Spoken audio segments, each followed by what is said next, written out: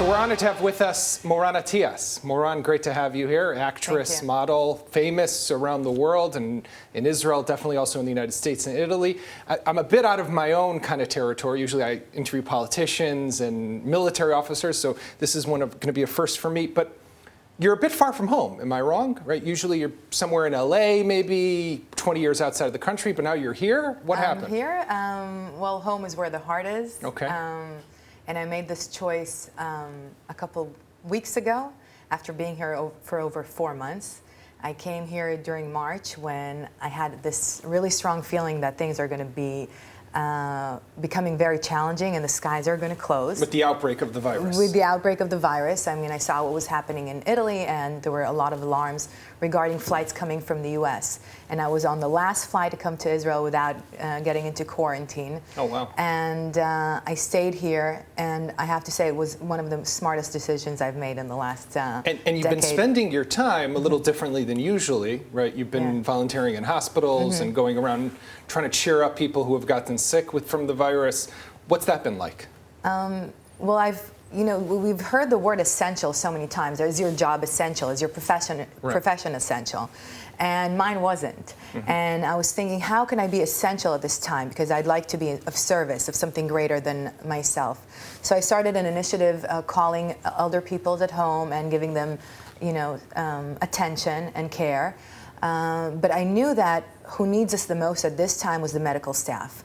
So I offered my existence to Ichilov Hospital, and after a week they called me and said, we will meet you, and I convinced them that I'm capable, willing, and strong enough to face all the challenges that occur at such a job, because I have experience from Haiti. So I've seen... So I want to talk about that, because you're not just an actress or someone who is a model, but you've really used your status to go around the world and try to do better. You went to Haiti after the earthquake there a number of years ago. Israel, by the way, was also there, right, with that field hospital they set up, but you brought a delegation as well, right? I brought a delegation. I actually introduced Sean Penn to that organization from Israel, and since then they've cooperated for many, many years and built a beautiful school and saved a lot of lives. My experience in Haiti was, I don't know if it was for my status, but it was just this need to be of service. And I flew in after a few days after the earthquake, stayed there for 2.5 weeks, led an evacuation mission, which I had no idea how to do. I've never been to that country. I don't speak Creole.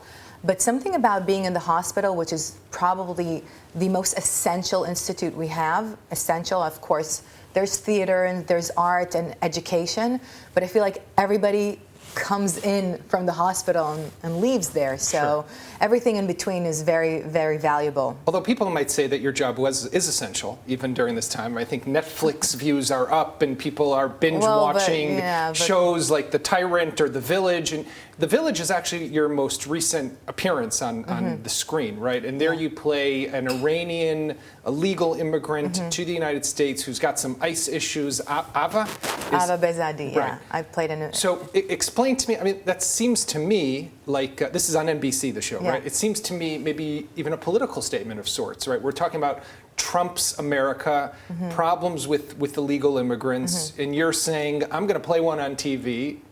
What was that like? Well, to me, it's all about the story, and the story of a woman that has raised her child, and the child is an American citizen who's facing now deportation, was something that I thought, oh, that would be interesting to explore. I came, as to most stories, with less knowledge that I had, and then I do my research, and I find out that it was a human story to tell. The show is about different immigrants, and we all live in one building, and it was about solidarity and friendship that I think we crave and miss more than anything. So it was part of this human story that I wanted to be part of. So, but if I've looked at your kind of record of what you've appeared in, it's a wide range or a wide spectrum, right? You played an Iranian woman in The Village. You played the wife of a so-called Arab tyrant. I guess it was a play on Bashar al-Assad. That's what it seemed like at the time during the civil war in Syria. 3 seasons, and then you run for president also. You told me earlier. So, what does that mean as an actress to be able to enter into the life or the identity of someone different?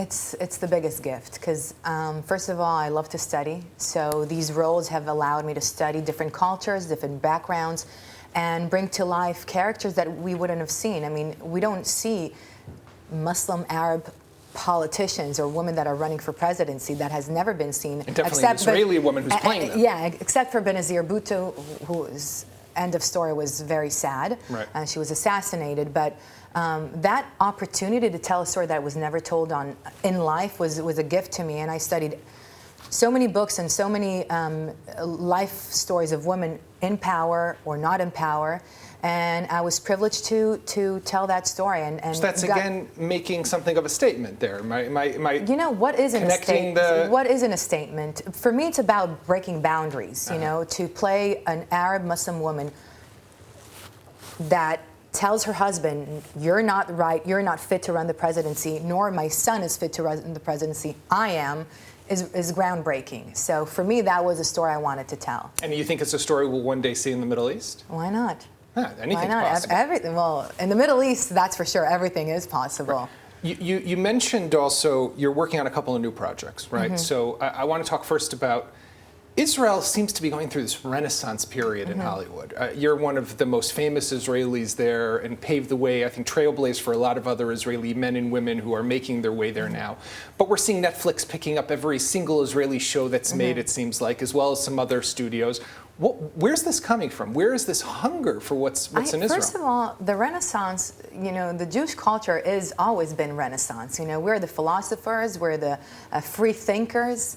We're the artists, and I think literature has always come from us. And now we just have the people of the book. The people of the book, exactly. Right. I had this beautiful conversation with the head of the network I work with, and he told me something. He said, you know, we were talking about the Holocaust, and he said, you know why Hitler wanted to kill the Jews? And I wanted to hear his answer, and his answer was because you're the free thinkers. And I was like, that is absolutely true and interesting. So we've always been people of the book and telling stories, and I grew up listening to my grandfather's stories coming back from the Beit Knesset from Shabbat and listening to the Parashat Shavua, and so we have this in our DNA. Now we just have a momentum, and I think it's not going to change because people are looking for original stories. And there's creativity here? Is that what it is? Absolutely. First of all, there's creativity in medicine. You know, what I've experienced in the hospital was creativity and also in the field in Haiti. We have a problem, we find a solution fairly quickly. We improvise, we adapt. We improvise, we adapt, and quickly. That's which is really important. Now, the consumer now wants a new show every 2 months. Right. And it wasn't, people used to wait on Tuesday nights, wait for Friends, wait for, Seinfeld. Right. Now they just want it at their time and binge watching. So I think we're able to create those stories for that audience. But that DNA, that beauty of our culture that I've seen in the hospital is what really made me want to come back to live here. It's also that Israeli chutzpah that people connect to. They like the fact that Israelis are blunt. I don't know if they like chutzpah. No? I don't know if people like chutzpah. I think people appreciate now the audacity, the initiative. Okay. Not waiting for an answer, creating an answer. But our most beautiful values are actually the ones that I was raised upon and I hope to share with the world, which is, it comes from tikkun olam. It comes from respect your elders, honor thy father, thy mother, hospitality, visit the sick. All these values are the backbone of my upbringing, and I've seen it day to day in the hospital, and that's what made me want to live here. So you're back to stay. I am back to stay. It's okay. been a big, after 20 years living abroad, I've experienced great success and great joy living, internationally, and I never thought I'll be back here. Right. But sorry to interrupt, but you're not done, right? We were talking about some of your future projects. You got one about the Mossad, and you told me that Mossad agents to you are the best actors in the best world. Actors because why? They have only one take. And you have a number of takes. Yeah, right? we have, and also in the theater you have one take, but not really. Have a show next day, but the stakes are so high, and you're doing, and it's not for you.